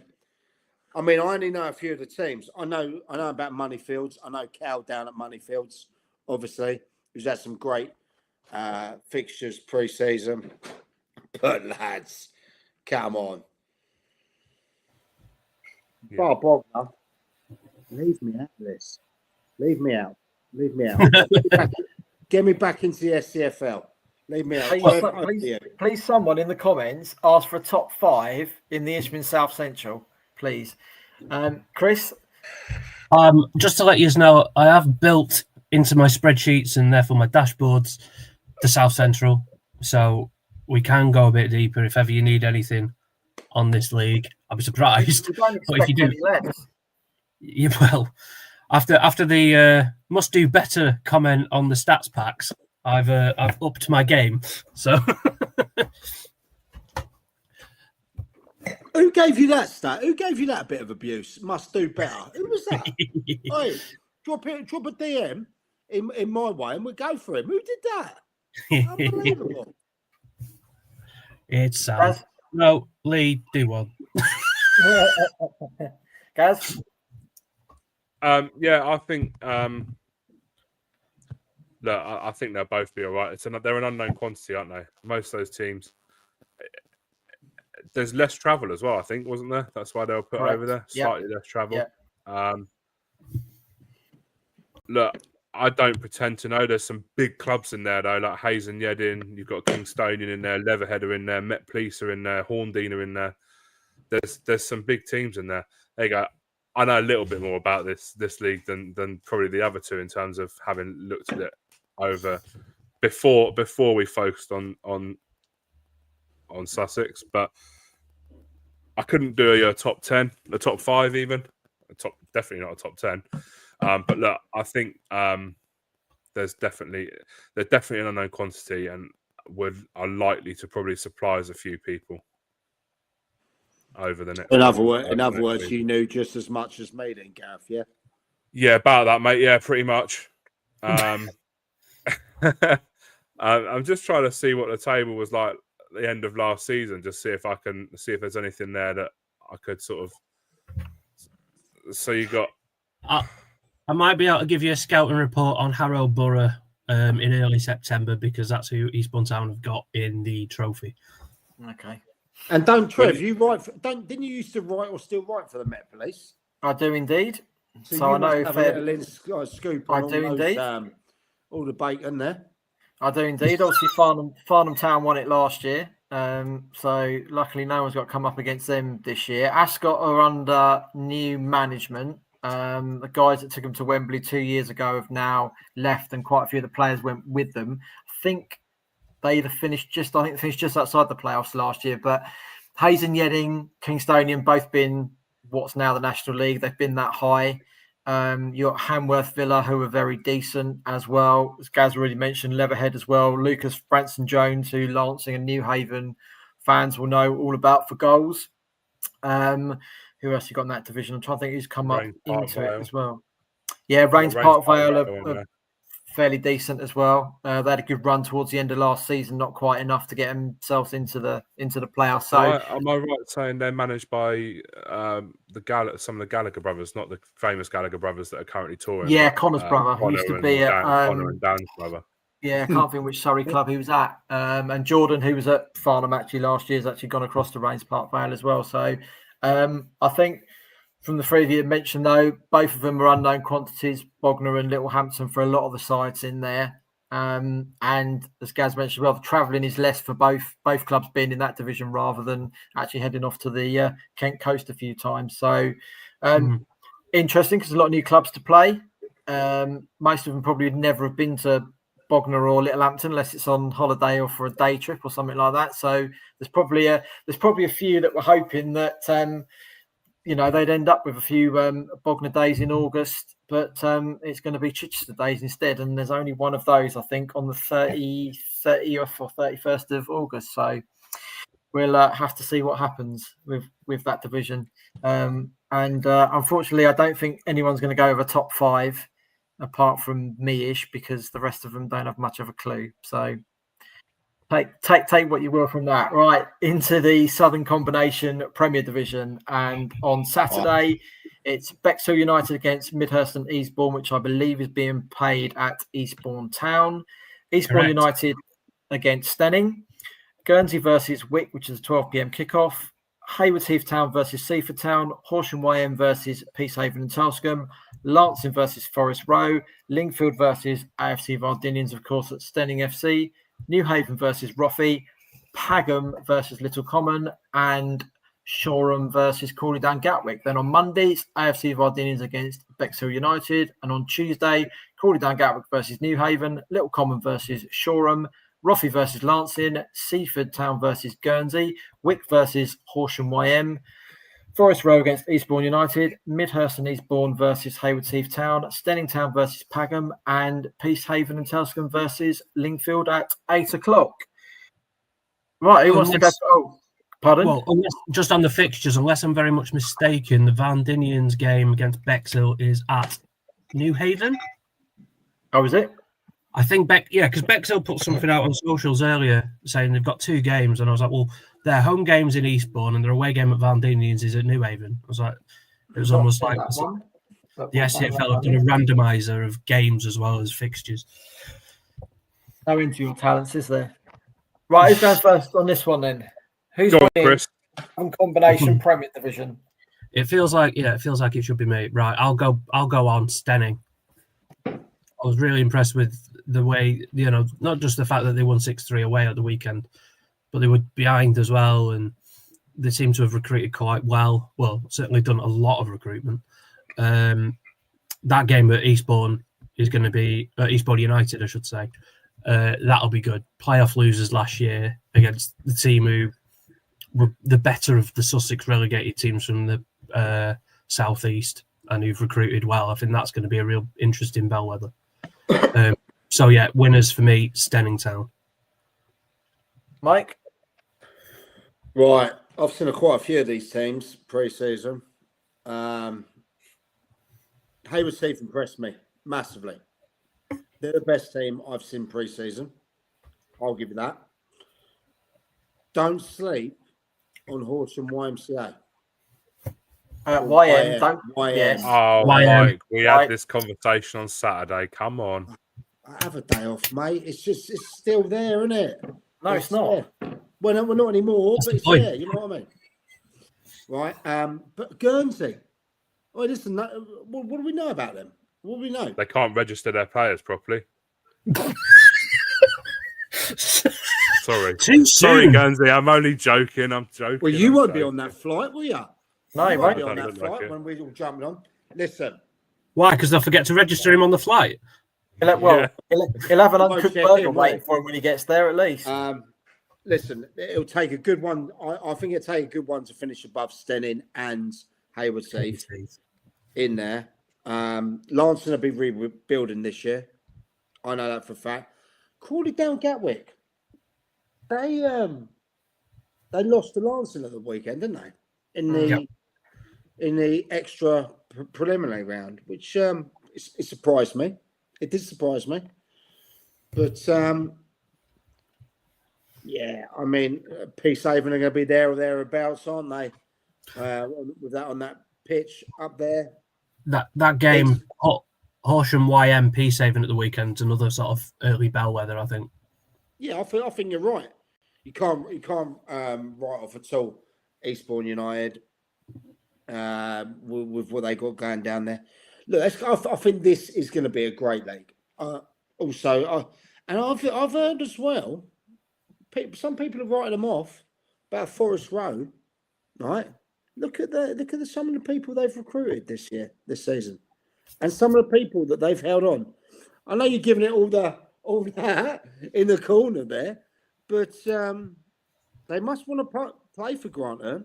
Do you know what I mean? He's a great guy. It's going to be Lingfield. What can that? Lingfield will surprise people. I definitely think that as well. New Haven, you'll beat you back there. I mean, Pagham. They got Lemmy up there. I mean, where'd you go? Where'd you go, lads? Can I give you my top 5? If you must. I'm going to give you my. I'll give you my top 5 as well. Okay, my top 5. Top 2, take your pick. The other 3, I'm not sure. Hayward Heath, Stenning, Guernsey, New Haven. Is that 4? Corey down Gatwick. Well, I'll give you mine. I'm going Hayward Heath first, Stenning, Horsham YMCA. No, YM. Oh, for God's lads, have a day off. It's been that for years. Just because they changed it now, that's their problem, not mine. You know the one I mean. Then I'm going Eastbourne United and then Peacehaven. Very far.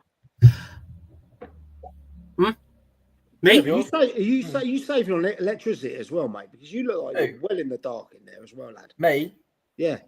No, I'm trying to sit close to the router. I froze a little bit last week. Wasn't as bad as yours, but we had no problems this time, have we, mate? No. Chris? Right. Stenning, Hayward Heath, Guernsey. Wait a minute. And then we'll go Peacehaven. And I'll go YM. Yeah. Go on then, Trev. Everyone's waiting. Right, shootout between Stenning and Hayward Heath. Both their squads you can't pick. There's going to be, I think the 2 games between those 2 are going to be possibly the 2 that decide which finishes first and which finishes second, I think, depending on our blitz through the season. But I've not seen 2 stronger squads assembled than those 2. Then the other 3, I'm going to go with Eastbourne United, Peacehaven and Telscombe, and who's going to be the other one? I reckon. And the other.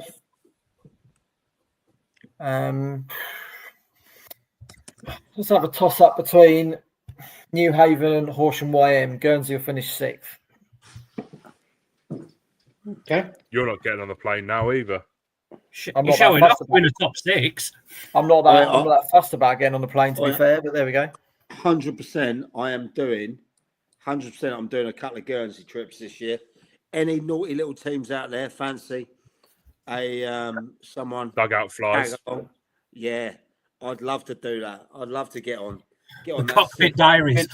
Good luck. Get on that 6:30 a.m. one. I'll be there. Good luck, because they don't get loads of tickets. Yeah, look, I'm up for it. Reel me in, get me in. Anyway, so that's it then, is it? No, Division 1, unless you want to not bother with them. Right, fixtures on Saturday for the Southern Combination Division 1.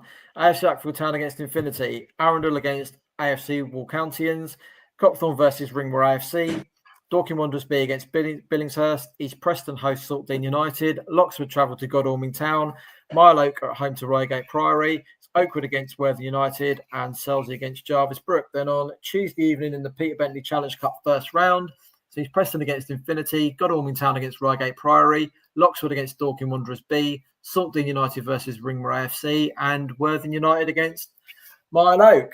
Right, top 5 again. Who's going first?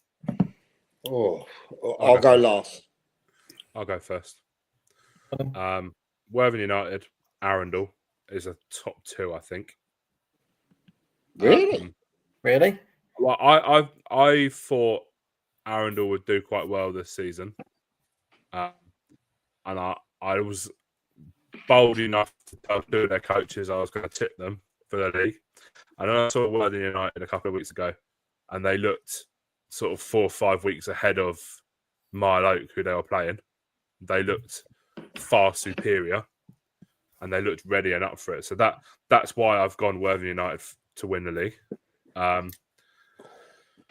Arundel, Infinity, Loxwood, Reigate Priory. Oh, Dale would be happy with that. I just think that they'll do something this year. Oh, I'll jump in then. I think Infinity have recruited really well, to be fair. Look, I'm also close to the camp in Worthing United, and they will be there or thereabouts this season, 100%. Don't want to give too much away, but they've made some pretty shrewd signs. They've kept hold of some key players, and they are young. And they got, the 2 new gaffers in there in Kaza and Sooty, who I know well. They will be thereabouts. We've seen them.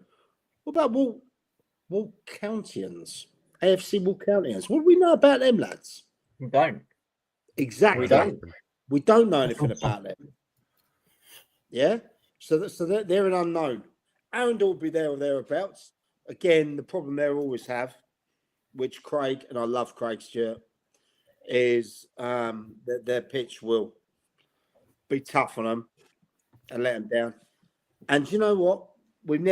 Sometimes we haven't always seen eye to eye in the past with East Preston.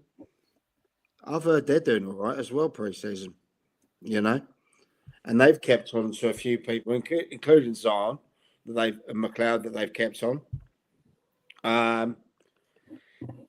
So for me, I think, and we haven't even talked about Mo's Godalming Town either. And they were well unlucky. For me, Infinity, Worthing United, Godalming, East Preston, Arundel. That's my 5. Sorry to everyone else. I love you all. Gaz is frozen. Chris? No, Oh, sorry. Gaz has already been, mate. Gaz has already been. Have you? I'm not paying attention. Go on, And Chris. I'm going with the deaf and daft thing. I just misheard you, so sorry. I'll be blunt. My knowledge of this league, despite the start pack, is not great. So I'll preface my prediction with that. So please don't at me. I think the way Arundel finished the season, I appreciate recruitment and all that, but I think the way Arundel finished the season means I've got to put them up there. I've seen similar from Worthing United on socials and stuff. All the results have been looking very good. I wish Loxwood all the best. They were very unlucky to go down, albeit, if you concede 100 goals in a season, there is always that risk. But they were unlucky to go down the manner in which they did. Infinity, you'd think, will probably be there or thereabouts again. So I'm going to go 1. I will go Arundel. 2, Worthing United. 3, Infinity. 4, Loxwood. 5, Godalming. Chris, do you reckon losing Dave Herbert and losing Tom Holland at Arundel, do you reckon, and Ben Hack as well, Ben Axel two thing. Do you not think that might have put them on a bit of a back foot? Yeah, I should probably have listened to your predictions a little bit more when you put them forth. I was like, it might well do. And like I said, my knowledge on this league is poor.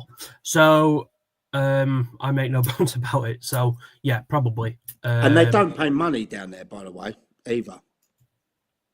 Okay. Yeah. Just to let you into that. Actually, just a point on what you said about Arundel, because I did just quickly check because what you said about the pitch letting them down. So I did just check the fixtures. They've got an awful lot of home games in the schedule in that first half of the season. Whereas, as I said to you guys earlier when I looked, Uckfield, 8 of their first 10 games are at home. Now, we know the problems that the Oaks pitch has had down the years. It's not just last year. It's historically been very, very boggy, and you can't really do an awful lot in the winter months, which for a football pitch is suboptimal. So, yeah, for them to have 8 games, maybe that'll do them in good stead. I don't know. I love Arundel as a club. I love Craig Stewart. I love the lads down there. I love the committee. But they're always going to have a problem unless they sort out that effing pitch, you know? Yeah. Little Common are losing 3-0, by the way. Oh, I like Little Common as well. Trev, come on. Everyone's waiting. Godalming Town, Worthing United, Infinity, Dorking Wanderers B, and Reigate Priory. Do you know, I totally dismissed Dorking because I don't reckon they should be in the league. Well, no, but they are. So they are. They're good in that. They're good. They're going to be in the top 5. But Trev, who's going to be in the playoffs? Me? Who's going to be in the playoffs? Pass. I'll worry about that when it gets to the end of the season. Can I just quickly answer Ryan's comment there, please? Yeah, what are your opinions on Shoreham? Love the club. Love the guys in charge. Love Lowell Edwards. He's going to build this year and he's going to be given time. Great club. That's it. And he's going to get back in. Don't expect too much this season. Expect more next season. Sorry, guys. Just quickly, old Ryan Harmon's giving it a big one. Upper Beedon going to win the league in Div 2 this year, are they? I don't know, are they? Oh, pitch don't matter. Upfield league below and beat him. He said he's only joking. They just turned over Upfield. They turned over a few sides. I know, that's what I was getting at. Ryan Harmon in the comments. Please, pitch don't matter at Uckfield. The league below beat them. And he said he was only joking. So I was just giving him a bit of banter. If you read the comments, you'll see it. There you go. There it is. Look, yeah, sorry, that was it. I was just trying to have a little bit of banter with the comments there, mate, but you won't catch it up in time. Yeah, so we're all saying the same 2 or 3 teams. I like that in there.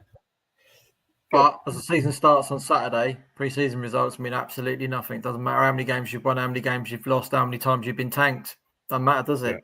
Yeah. You go and win Saturday, you go and win the week after. Job done, innit? Not about results. Although actually, even without meaning to say that the next couple of weeks are completely bloody irrelevant, but as I said before, the playoff final last year between Crowborough and Eastbourne, both of them got off to stinkers, and actually Loxwood started well. Look what happened to the league. Absolutely. And also shout out to Jarvis Brook and Ringmat AFC. Joining the big leagues, boys. Welcome to the big leagues. Yeah, and if they happen to be listening, I bumped into a family at Knockhatch Park on Saturday, and a kid was wearing a Jarvis Brook kit, and I happened to say to them, "Oh, Jarvis Brook," and I don't think they've ever been so scared in all their lives, because I was like, hang on a minute, someone knows Jarvis Brook. Hang on, this guy's Northern. What's going on? So apologies if you're listening. If I freaked you out, I apologise. I am just a nerd. So yeah, apologies. A very, very knowledgeable statty nerd. Right. Not only will this be going out as a podcast this week as well, there's also a second pod that will drop later in the evening with more on the Isthmian Southeast and the Isthmian Prem.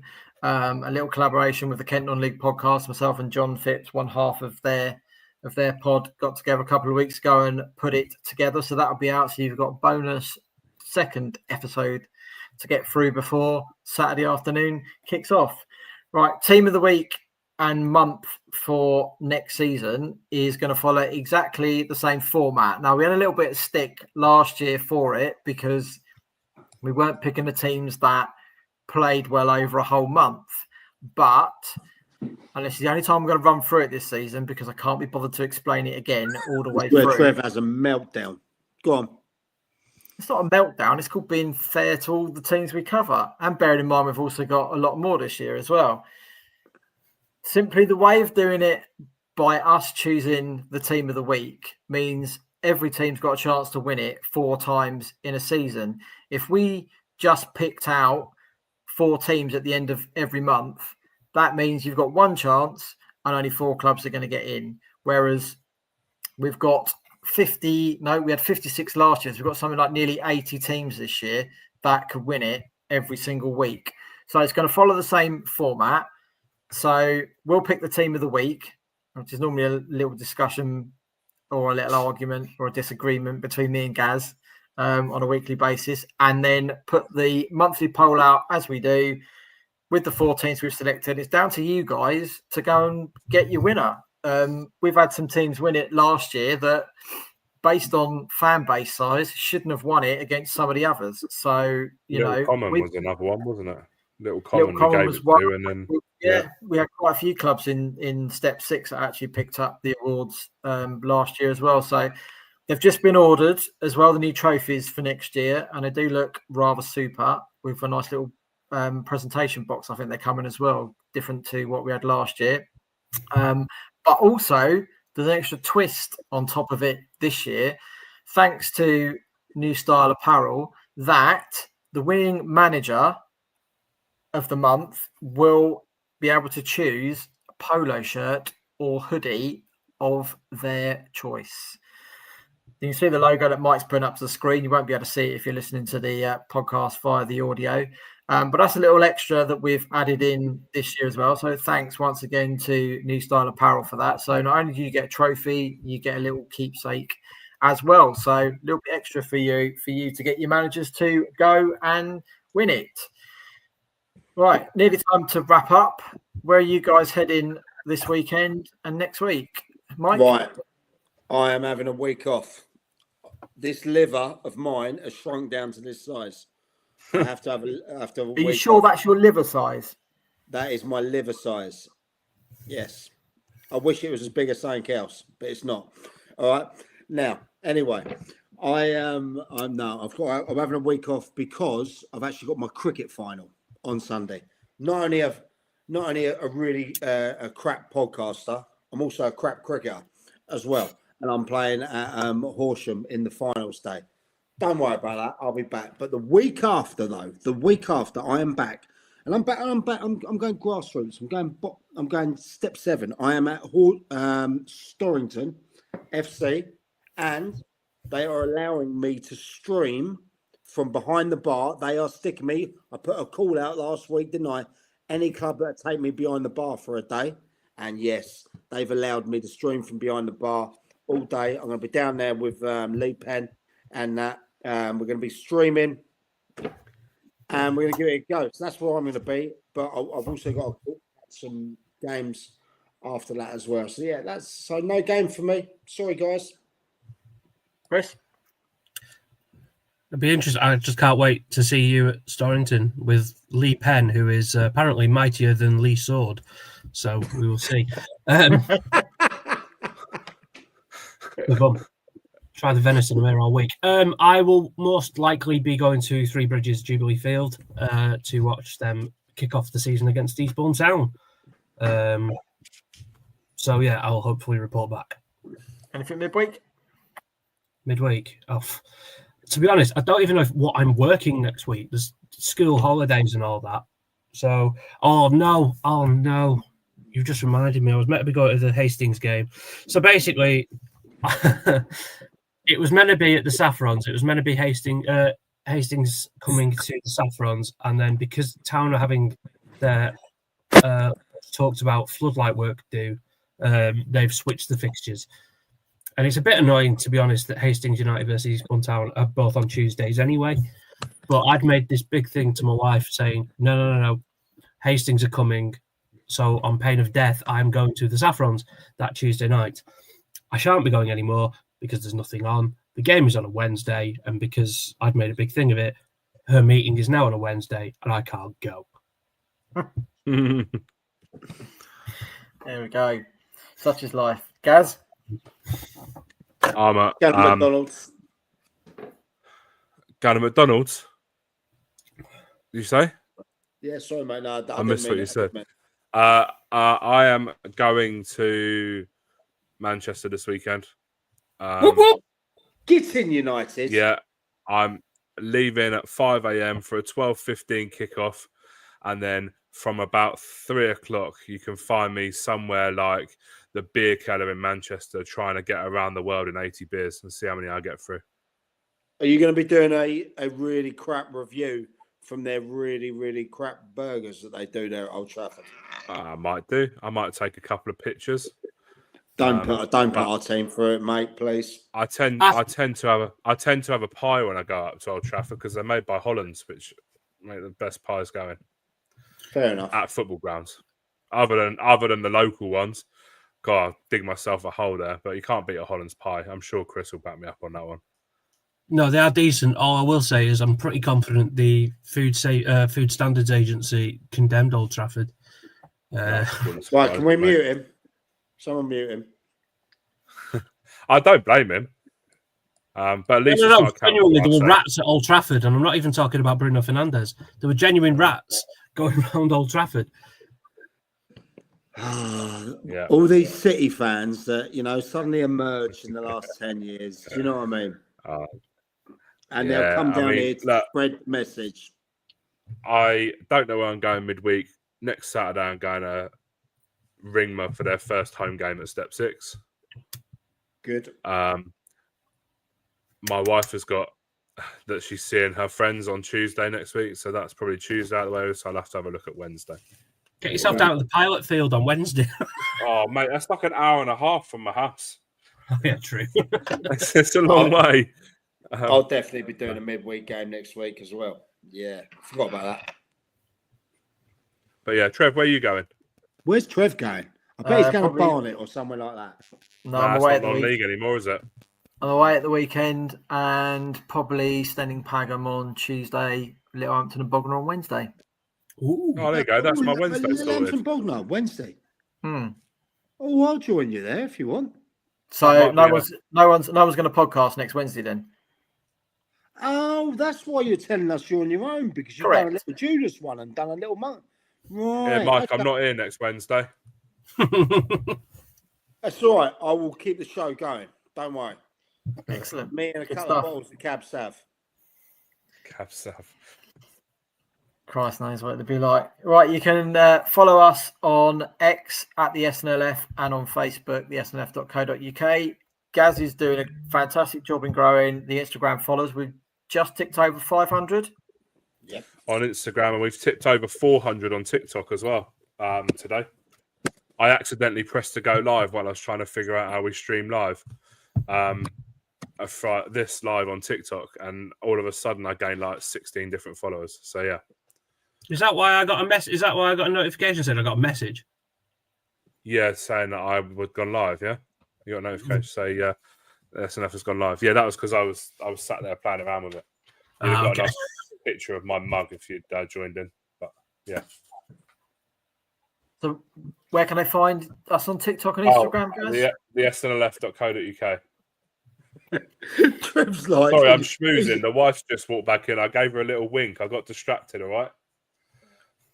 Jesus Christ. It's what happens when you don't concentrate. It's bad enough with Mike up in the corner. And just in the bottom corner as well. And just before we go, thank you to the over 1,300 of you that have been watching live at the same time.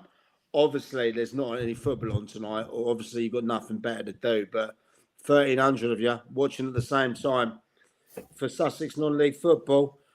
Yeah, that adds, that's we appreciate it. We see you. Thank you, guys, on all the bottom of the heart. And there we go. That's the end of episode 37. Don't forget your little bonus pod as well for the Isthmian South Eastern Premier Division followers. Will also be out on Thursday evening along with this audio.